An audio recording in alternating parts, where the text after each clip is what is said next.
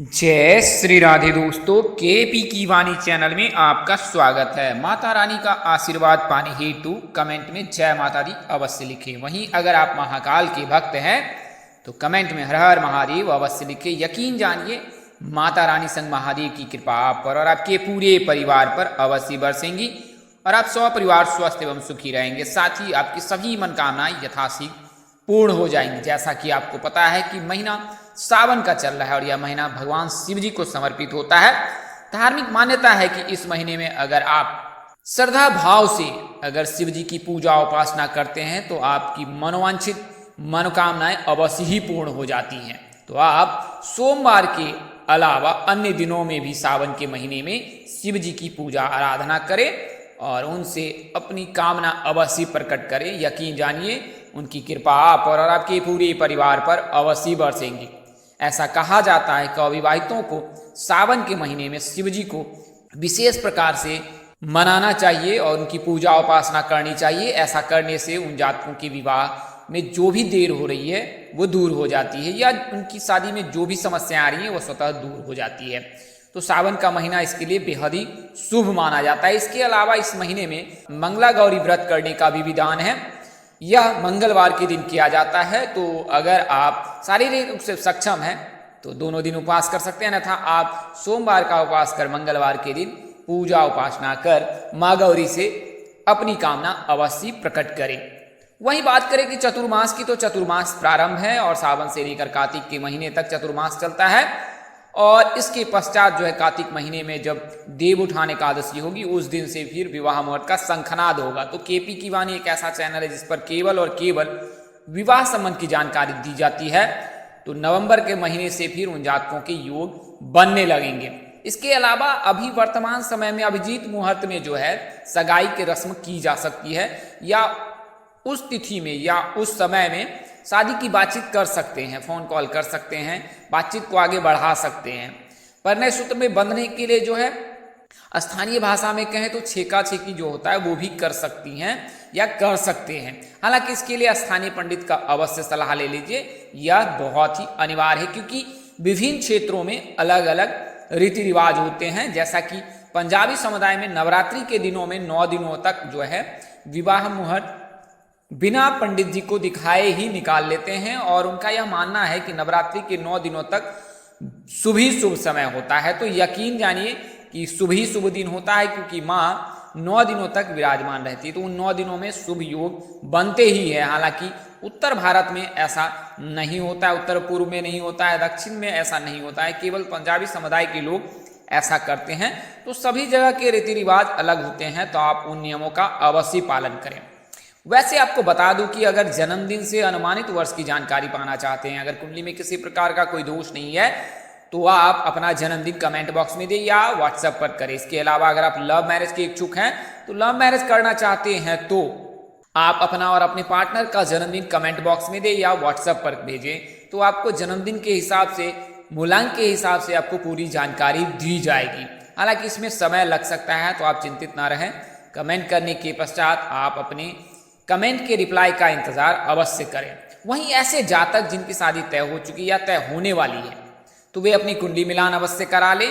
इससे उनके विवाह उपरांत वैवाहिक जीवन की संपूर्ण जानकारी प्राप्त हो जाएगी। अक्सर आपने देखा होगा कि कई दाम्पत्य ऐसे हैं जिनके विवाह पश्चात जो उनके जीवन में जहर सा घुल गया, यानी कि उनके और उनके पार्टनर के बीच सामंजस्य बैठ नहीं रहा है, एक दूसरे से वे झगड़ते रहते, लड़ते रहते हैं। तो ऐसी परिस्थिति में जो है ये ऐसा क्यों होता है, तो आपको बता दें कि अगर आप बिना कुंडली मिलान के विवाह करते हैं तो ऐसी स्थिति पैदा होती है। तो इसके लिए आप कुंडली मिलान अवश्य करा लें और अगर किसी प्रकार का कोई दोष लगा है तो उसका दोष का निवारण अवश्य करा लें। हालांकि अगर नारी दोष लगता है तो उस परिस्थिति में विवाह बिल्कुल ना करें। इसके अलावा भकुर दोष में आप शादी कर सकते हैं निवारण कराने के पश्चात। वहीं अगर जातक मांगलिक है तो मंगल का उपाय अवश्य कराएं।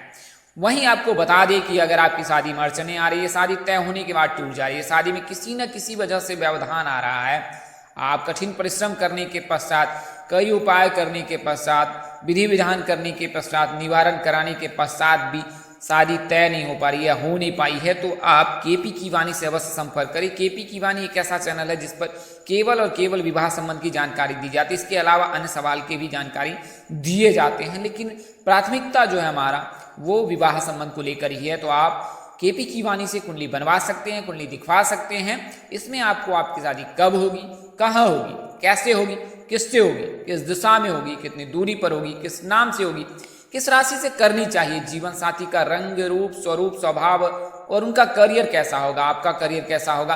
अगर आप लव मैरिज करना चाहते हैं तो माता पिता की सहमति मिलेगी कि नहीं मिलेगी, ससुराल में घर द्वार कैसा होगा, ससुराल के लोग कैसे होंगे, पति कितना पढ़ा लिखा होगा, पति कारोबारी होगा या रोजगार से जुड़ा होगा, उसकी उम्र कितनी होगी और दिखने में कैसा होगा, यह तमाम तरह की जानकारी जो है अब आप कुंडली बनाकर प्राप्त कर सकते हैं। इसके लिए मामूली शुल्क यानी मेहनताना लिया जाता है, आपसे कोई भी मनमाना शुल्क नहीं लिया जाएगा। तो आप 8521835670 8521835670 पर संपर्क कर सकते हैं और अपनी कुंडली बनवा सकते हैं अथवा कुंडली दिखवा सकते हैं। वहीं अगर जल्दबाजी में नंबर निकल गया तो वीडियो को स्क्रॉल कर नीचे आए, डिस्क्रिप्शन बॉक्स में आराम से नंबर नोट कर सकते हैं। आइए वीडियो में अब आगे बढ़ते हैं। तो जैसा कि आपको पता है कि गुरु और शुक्र दोनों का उदय रहना बहुत ही जरूरी है। शास्त्र में ऐसा निहित है, यानी कि ज्योतिष शास्त्र में ऐसा निहित है कि अगर गुरु और शुक्र उदय है यानी दोनों तारा उदय है तो उन परिस्थिति में जो है विवाह के योग बनते हैं। तो गुरु अभी वर्तमान समय में 29 यानी कि आज से वक्री हो चुके हैं और 24 नवंबर तक वक्री रहेंगे। तो इस दौरान किसी भी जातक के गुरु के चलते जो योग नहीं बनेंगे। हालांकि शुक्र का जो है राशि परिवर्तन आपके लिए शुभ परिणाम दे सकता है। तो गुरु जो है लड़कियों के शादी के कारक माने जाते हैं। अगर गुरु मजबूत है तो लड़की की शादी शीघ्र हो जाती है, वहीं अगर शुक्र मजबूत है तो लड़कों की शादी शीघ्र हो जाती है। शुक्र का राशि परिवर्तन 25 दिनों के लिए होता है, वहीं गुरु का राशि परिवर्तन तकरीबन 1 वर्ष या उससे अधिक तक होता है। वर्तमान समय में गुरु जो है मीन राशि में उपस्थित है और ये 22 जुलाई 2023 तक मीन राशि में ही रहेंगे। लेकिन अभी सावन के महीने में गुरु जो है वक्री हो गए हैं और 29 जुलाई से लेकर 24 नवंबर तक जो है ये वक्री ही रहेंगे। उसके पश्चात 24 नवंबर से फिर गुरु मार्गी हो जाएंगे तो मीन राशि के जातकों के योग बनेंगे। हालांकि कई ऐसे जातक हैं जिनके लिए शुभ योग बन रहा है। तो शुक्र का राशि परिवर्तन 3 राशि के जातकों के लिए जो है शुभ योग बना रहा है। तो इस वीडियो में आपको उन 3 राशियों के बारे में बताने जा रहा हूं जिनके विवाह के योग शुक्र के राशि परिवर्तन से, सूर्य के राशि परिवर्तन से और मंगल के राशि परिवर्तन से बन रहे हैं। उससे पहले मैं आपको बता दूं शुक्र को कैसे मजबूत किया जा सकता है। आराध्य देव है वो भगवान शिव जी हैं और अगर आप शिव जी की पूजा उपासना करते हैं तो शुक्र स्वतः ही मजबूत हो जाएगा। और शुक्र वर्तमान समय में शिव जी का महीना है, यानी कि सावन का महीना चल रहा है। तो इस महीने में अगर आप शिव जी की पूजा उपासना करते हैं तो शुक्र बहुत जल्द मजबूत हो जाता है। ज्योतिषों की माने तो शुक्र अगर लिप्त अवस्था में भी हो, सुप्त अवस्था में भी हो और आप शिव जी की पूजा उपासना करते हैं तो शुक्र जो है मजबूत हो जाता है। इसके लिए सोमवार और शुक्रवार का दिन शुभ माना जाता है। इस दिन श्वेत वस्त्र धारण करें, शिव जी की पूजा उपासना करें, जल में काले तिल मिलाकर, जल में शहद मिलाकर, जल में इत्र मिलाकर आप शिव जी को जल का अर्घ दें तो यह शुभ माना जाएगा। आइए अब मैं आपको आगे की जानकारी देता हूं। तो 3 ग्रहों का राशि परिवर्तन हो रहा है आने वाले समय में। 7 अगस्त को जो है शुक्र राशि परिवर्तन करने वाले हैं और मिथुन से निकलकर कर्क राशि में प्रवेश करेंगे और कुल मिलाकर 25 दिनों तक यानी 31 अगस्त तक कर्क राशि में रहेंगे। वहीं बात करें सूर्य के राशि परिवर्तन की तो सूर्य जो है वो 17 अगस्त को जो है सिंह राशि में प्रवेश करेंगे और 1 महीने तक यानी 17 सितंबर तक सिंह राशि में ही रहेंगे। बात करें मंगल की तो मंगल राशि परिवर्तन कर रहे हैं 10 अगस्त को और कुल मिलाकर 66 दिनों के लिए जो है वो राशि परिवर्तन कर रहे हैं और प्रवेश कर रहे हैं वृषभ राशि में।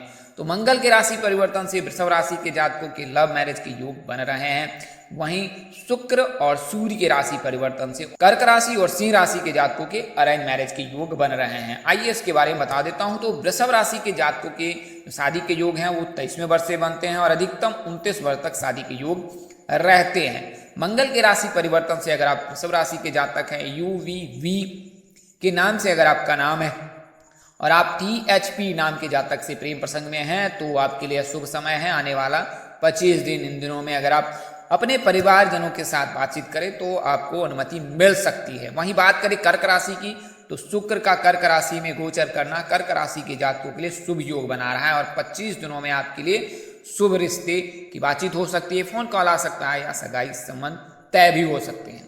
अगर जन्मदिन से बात करें तो 25वें वर्ष से कर्क राशि के जातकों के योग बनते हैं और अधिकतम 30वें वर्ष तक शादी के योग रहते हैं। शीघ्र विवाह के लिए हर शनिवार को पीपल के वृक्ष के नीचे सरसों के तेल का दीपक अवश्य जलाएं।